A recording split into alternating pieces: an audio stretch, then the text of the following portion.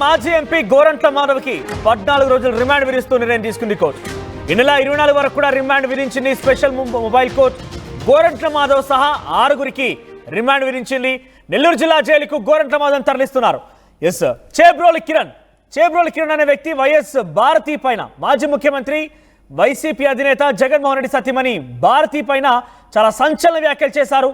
కనీసం సభ్య సమాజం కనీసం దాని గురించి ఆలోచించినా కూడా వాటి గురించి మనం కొంత మాట్లాడుకున్నా కూడా అసహించుకునే విధంగా ఆయన మాట్లాడుకొచ్చాడు. అయితే ఆ వ్యాఖ్యలను ఉద్దేశించి పెద్ద ఎత్తున దుమారం రేగింది ఆంధ్రప్రదేశ్ రాష్ట్రంలో.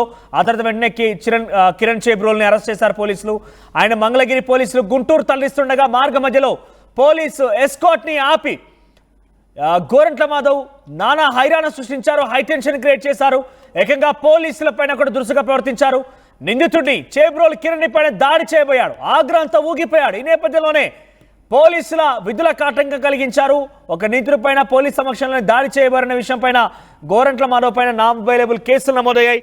తాజాగా ఇప్పుడే ఆయన్ని వైద్య పరీక్షలు ముగించేసుకొని గుంటూరు ఆసుపత్రి నుంచి మొబైల్ కోర్టుకి సమర్పించారు. మొబైల్ కోర్టు వెళ్ళిన తర్వాత ఆయన 14 రోజులు రిమాండ్ విధిస్తూ కోర్టు నిర్ణయం తీసుకుంది. 24 తేదీ వరకు కూడా ఆయన ఎక్కడ ఉండబోతున్నారు. ఆయనతో పాటుగా మరొక 6గురి పైన కూడా కేసు నమోదైంది. 6గురికి కూడా రిమాండ్ విధిస్తూ నిర్ణయం తీసుకుంది.